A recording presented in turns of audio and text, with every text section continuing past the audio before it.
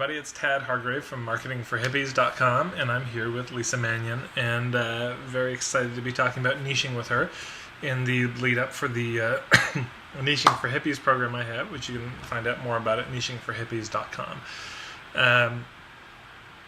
So, Lisa, I was wondering, first of all, thank you for coming. Thanks for joining. And, Sure. and I'm wondering if you could maybe just introduce yourselves to people, a bit about who you are, what you do. Sure, absolutely. So I'm Lisa Manyon, and I'm known as the Business Marketing Architect, and I'm basically a content strategist for mission-driven entrepreneurs. And what that means is I help the people with the really giant mission. We're talking about authors, artists, speakers, coaches, trainers, healers, light workers, and even artists. I might have said artists already, but they're really creative people who have and some are actually more analytical thinkers. I've got some corporate people that I work with too, but they've got these gigantic missions and they just struggle to turn them into a palatable marketing message. So I step in and help them with the content and strategy and make sense because I can kind of walk in both worlds and help them bring it all together so that they're having a much bigger impact with their message and helping to facilitate their mission. Cool. And when you say people with a big mission, can you give me an example, or what is your experience of what that is for your clients? Well, it varies, and that's a really, really good question. But basically, what they're doing has to be facilitating some kind of change for me to even want them to be my client, quite honestly. Someone who's very conscious and thinking and has the greater good in mind. So it could be, for example, one of my past clients who's also a colleague and a good friend just wrote the book Wonder Women, How Western Women Will Save the World, and my philosophies are featured in that book. And basically, the reason that she and her co-author put this book together is because they've seen the broken business models out there and the way that people are taking relationships out of business, doing things in just sort of a non-connected way. That's my most politically correct term for that. Cool. So before the interview, I sent everyone some questions to answer, and your first answer was really interesting for me. So the question was about what do you see that's missing in the whole world of niching and this whole conversation around it, and what do you see that maybe you feel like other people aren't? And you talked about the difference between specialty niching as opposed to industry niching, and this idea that I think people often think about with niching is this: you have to pick a certain industry, so you just focus on authors, you just focus on speakers, or you just focus on massage therapists, and you serve those people. And I think that's how people. It's one way to do it.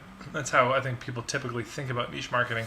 But you had this idea of the specialty niching, and I'm wondering if you can speak more about what that is and why you think that's another viable way to do it. Absolutely. Well, like you mentioned, the industry niching is really so specific to one industry. And I don't know, as a creative entrepreneur, that wouldn't work for me because I like to learn new things from different people, and I don't ever want to be kind of pigeonholed into one arena. So with specialty niching, really it is that you have an area of expertise that can be applied to any industry. So, for example, I created the new marketing and copywriting formula for success, which is challenge, solution, and invitation. It's a simple three-step process to create marketing messages with integrity. Very simple. Anyone can use that. However, I'm not out there trying to be all things to everyone, right? So I have a real specialty, and that gift is in messaging and content and strategy. And it's interesting that you asked about the specialty niching too, because it's not just one thing. Although I've done a really good job of positioning myself as a copywriter, I do so much more than that. And it's knowing exactly what your service is and the difference that it makes in the world, and then sort of reverse engineering things back. So when people come to me, oftentimes it's about their web content and they're struggling with that messaging. But we end up working on a myriad of different things. Would you say you're most known for the copywriting? Is that the thing most of the people sort of associate with you or come to you with, or? Yeah, I think so. It's shifting pretty dramatically because of the strategy that I bring, the level of strategy that I bring to the table, and I haven't really marketed that. I'm starting to transition. I call it actually not rebranding because that's one of my pet peeves. I don't think you ever have to just blow up and start over and reinvent yourself, but you Right. can absolutely revisit what you're doing, reevaluate, repackage, and reposition, and still maintain your brand integrity. Mhm.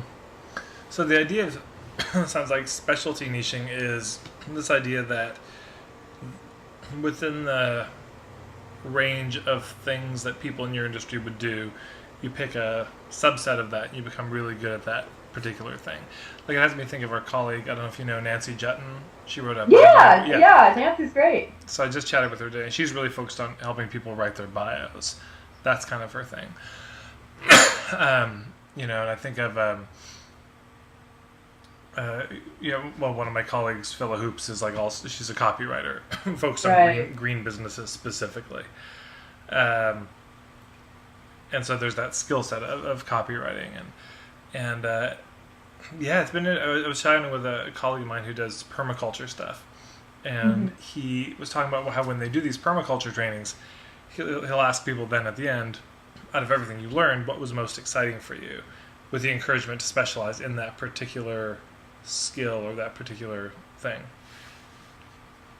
Yeah. I think that's important. I think that focusing on the passion and what people are most fired up about is really important. And it's funny that you mentioned Nancy, because Nancy and I go back many, many years. And for a while, both of us were focusing on press releases as an entry point, right? As one of our skill sets. So we both evolved, and I know that she still does a phenomenal job and offers that service as well, but her entry point is the bios, and she does some magic work around that. So it is about finding what you're really passionate about, and in addition to that passion, it's about finding what's going to be of best service to the people that you're meant to be bringing these, whether it's a product, a service, whatever it might be, teaching, training, getting that in front of the right people. And how do you suggest people make that connection? So let's say people pick a specialty. What's sort of the next step? They're like, okay, I'm good at this, and I know this can help a lot of people. But again, it could put you back in almost the situation of everybody being the target market. So, you've got maybe, let's say, you're really good at, let's say, helping people write their homepages for their website, and that's kind of what you get known for. And then it's sort of like, okay, well, anyone who needs a homepage could be a potential target market. Would you suggest that people narrow further than that, or what would be the next step once they've gotten the clarity on the specialization?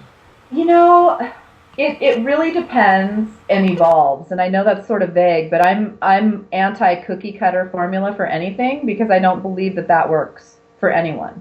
So oftentimes it might take some time to figure out who you're attracting as your ideal client. You may have your specialty down, and you could be writing the best homepage copy in the world, and it might take some time and some experiencing what I call not so ideal clients to figure out exactly who your ideal client is.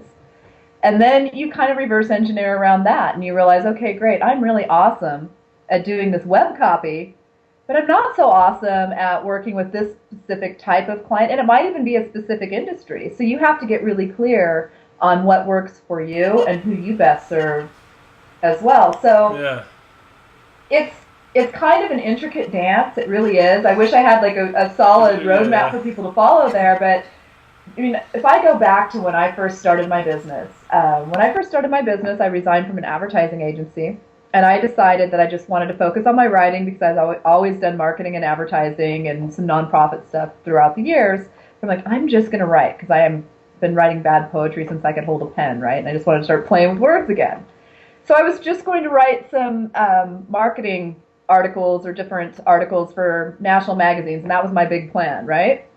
Well, that plan didn't work out so well, because naturally I market. I just do, and I do it in a way that's really it's relationships based. It connects people. So what people really needed and wanted from me was, they're like, that's really fun that you want to go write, Lisa, but you're not going to be able to do that right now. You're going to use it as a part of your method and part of your marketing techniques, but we really need you to teach us these marketing strategies, and we need you to help us focus on our marketing message. So sometimes the demand for your services is going to dictate what you end up doing, even if you had another plan in mind. I think that's actually great advice. Like, once you get your specialty, like, just to go out and, I mean, you'll have a sense of who you want to work with.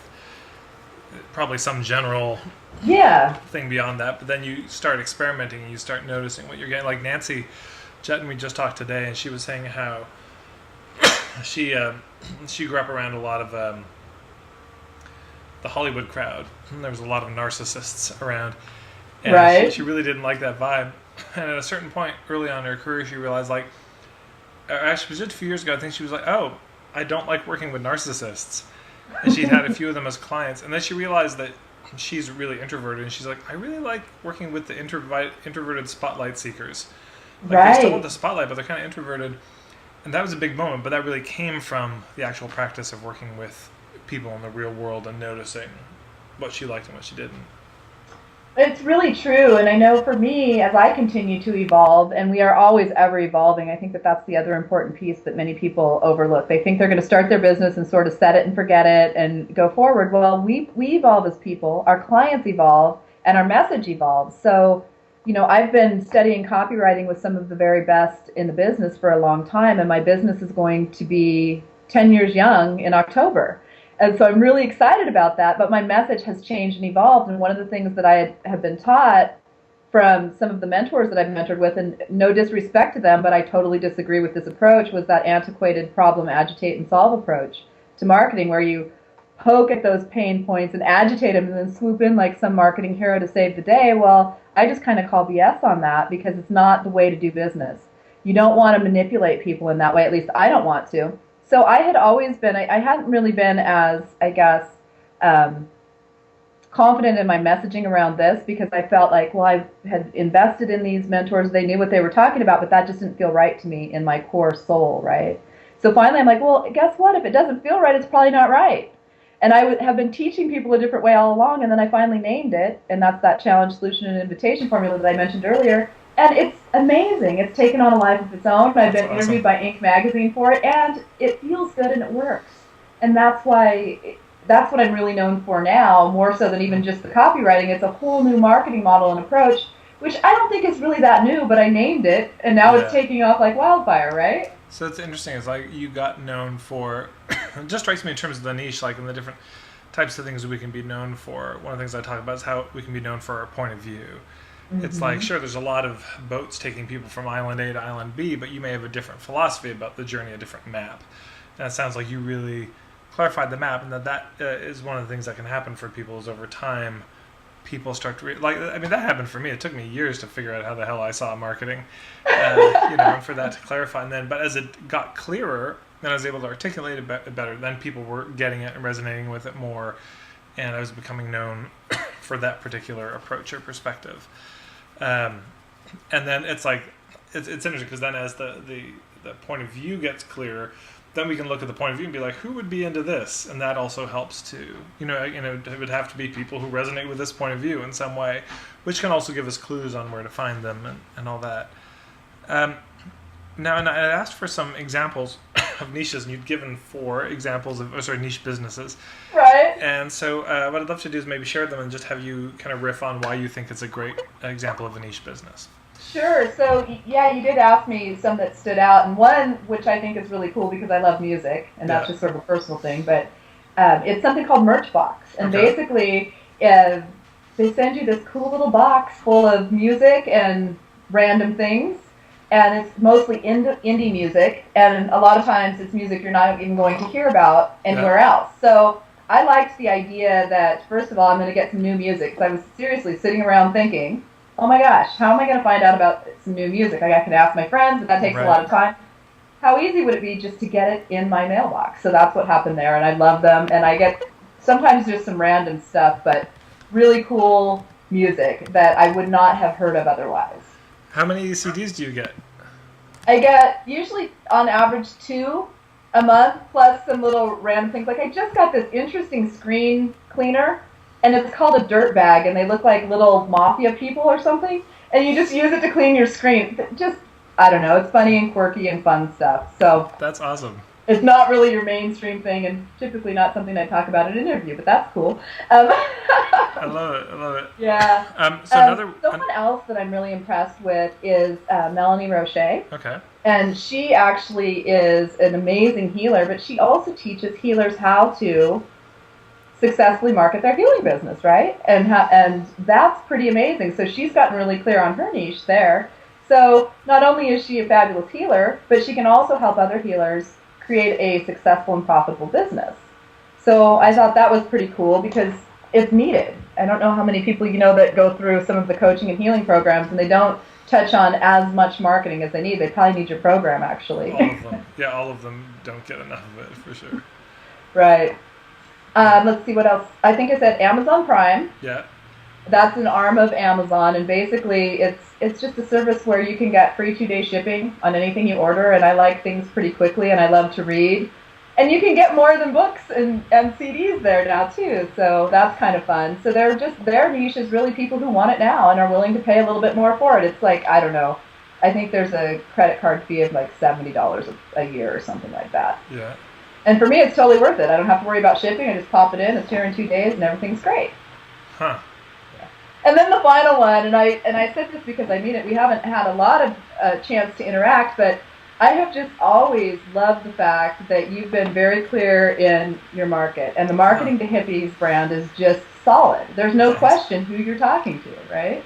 So the name itself is brilliant. So I've just thought I'd throw that out there. Not blowing smoke or anything. I'm really sincere about that. That's cool, and I'm not many people catch my eye in the marketing arena that are doing things that are really interesting and stand out, and I'm pretty particular in who I play with, just because, well, I think especially now with my whole premise is creating marketing messages with integrity, so I definitely have to walk that talk and make sure I'm playing with people that are doing the same. Oh, thanks.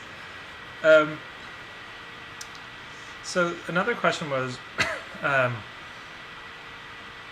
let me actually just go to the question. So if somebody came to you and they're like, Lisa, I get this whole niching is important. I've been going to courses, and the first thing they always say in the course is figure out your niche. And, and I work with a coach, or I do group programs, and they're like, okay, you got to figure out your niche. And so they get it. How would you help them? What's the advice you would give? What do you think is, what's the fastest way or easiest way for people to figure out their niche?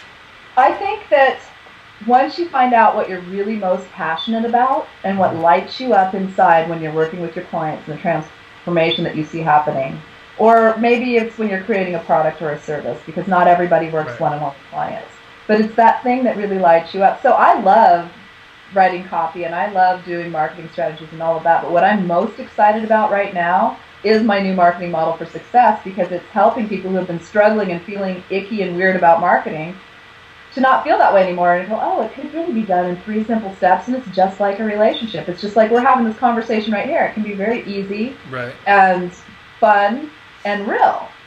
It doesn't have to be any of that manipulative stuff that people have learned. So I think just find your passion, because now I could talk about this all day forever. And it's facilitating change, and it's also created additional revenue streams, which I think is something fun to think about. I know, right? So once you're really passionate about something and it's helping you profit even more, that's fun. So I'm doing breakout sessions and trainings and speaking engagements by invitation only to select events, and I don't accept all of them, but it's that passion. I mean, if I could tell people one thing, is figure out what you're most passionate about and what really helps to facilitate the biggest change for your ideal clients, whomever they might be. So it seems like there's a combination of like what we're skilled at, what we're passionate about. It seems like both of those are important in terms of that kind of specialization piece. Yes, I think so, absolutely. I think we've taken a lot of the relationship pieces out of business. There's a lot of coaching programs out there that teach you just to figure out how to make the money and the rest will follow. And I, again, say that that's BS.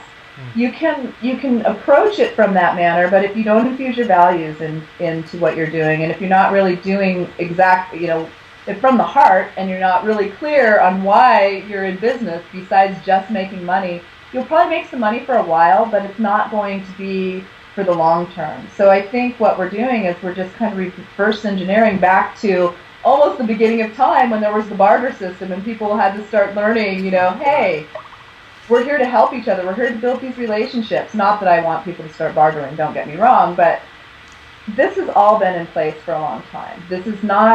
None of this is new. We're going back to basics, and we're starting with that relationship-based approach so that we can make a real change. And I think those antiquated models where people are just out to make a buck, or they tell you you're going to make $1 million overnight online, and that's just not true.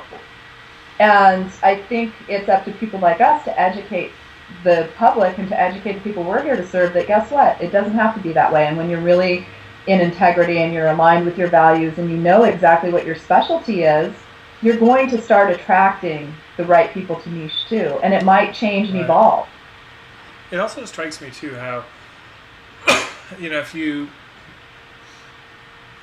figure out what you're passionate about, what you're good at, and you start doing it, and you think, who do I want to help the most? Who are the people I'd most enjoy being around and working with and supporting? And you start doing that, there's a really good chance you're going to get good results with those people, because you're doing it on what you're passionate about, what you're good at, with people you love.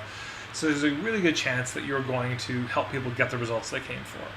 Yes. And if they get the results, they're going to be very happy and rave about it. Versus the opposite, when people pick a niche, it's not something they're very good at, it's just trending, that's where the money is. They don't really care about that particular group of people. They're not that invested in it. The results are less likely to be so stellar because there's just less investment from our part. And then people bitch about it or kind of go, meh, and that's the word of mouth that spreads.